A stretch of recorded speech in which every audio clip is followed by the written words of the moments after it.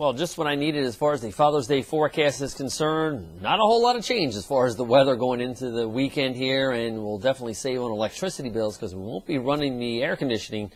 Like you may need to run the heat maybe in the car in the early morning hours. I'm Storm Track 12 meteorologist Les Still here with your Friday morning web quickcast, and as we go on through the day today, even in through this weekend, it is going to be a Canadian high pressure that is going to be in control of our weather.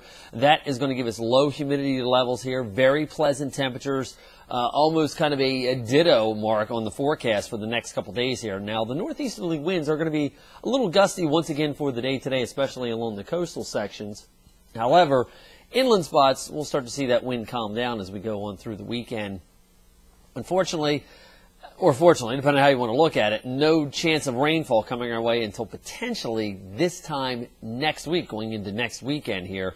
So a nice dry stretch of weather is headed our way, and we'll get to enjoy the sunshine. We are at the point this time of year where we are not at the longest day of the year. That's a misnomer. There's actually about a 10-day period starting today, running until June 26th, that each day has exactly 14 hours and 31 minutes of daylight. So it starts today and runs through June 26th. So we are in the longest days of the year here in Eastern Carolina. And I guess if you want to get technical, the longest day of the year, where we have 25 hours, is technically the day we fall back off of daylight saving time come the spring.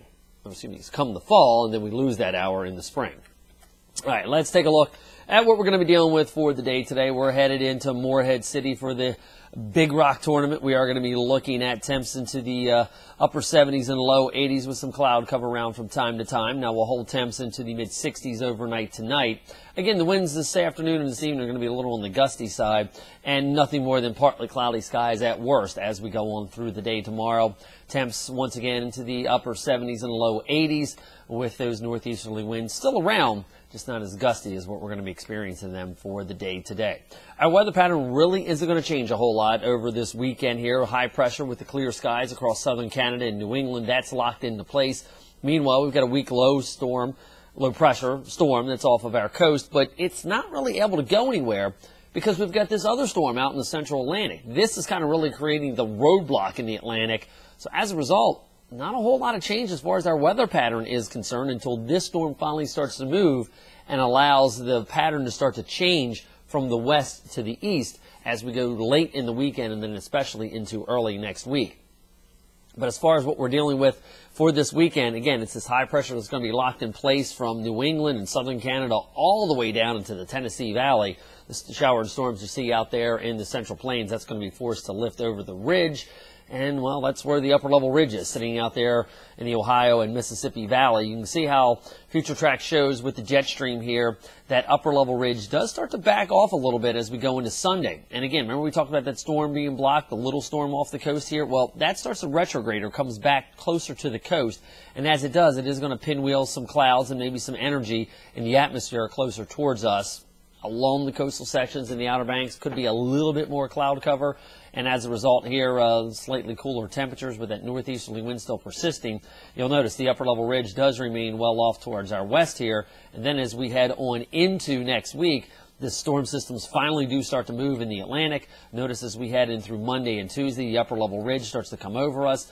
That keeps the jet stream well to the north. That's where the storm track is going to be, and then we bring that warmer air in on those west-southwesterly winds into here in Eastern Carolina, and this upper level ridge looks like it's going to hold camp over the east as we go through the entire part of next week, and then finally by the end of the week it may start to finally move off the coast.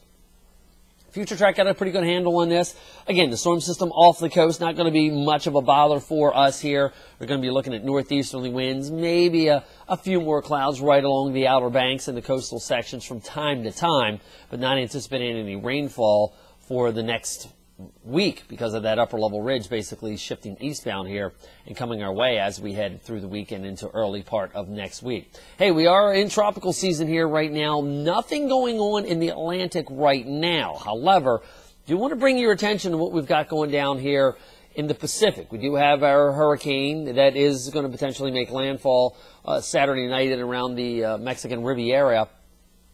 And then you'll notice around Nicaragua, Honduras, the Yucatan Peninsula, a lot of showers and thunderstorms. So some of the forecast models are kind of trying to take some of this action that's going to be here with this system, the Pacific hurricane, and eventually bring some of that moisture northbound into the Bay of Campeche late in the weekend going to early next week, and that potentially could give us our next named storm in the Atlantic Basin, which would be Chris. And if it does develop, it looks like it would make aim at northern Mexico, along the Gulf Coast, or maybe even southern Texas. So it's going to be a problem not for us here in eastern Carolina, but that's something we'll continue to keep you updated on as we head on through this weekend.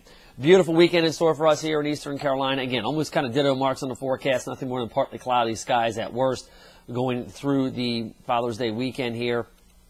If you are planning on heading to the beach for your Saturday, we are going to be looking at temperatures quickly rising out of the upper 60s into the mid 70s for the afternoon hours tomorrow. And if you're looking to do any kind of outdoor activities for Father's Day itself, we do anticipate, again, nothing but partly cloudy skies at worst, and temperatures very similar to the last previous days here, as we are looking at temps into the upper 70s and low 80s by the time we hit the afternoon hours. In case you're wondering, summer officially arrives at 7:09 Wednesday evening, and just in time for that, it looks like we're going to be looking at temperatures making our way with a little bit more humidity into the upper 80s and low 90s for the later part of next week.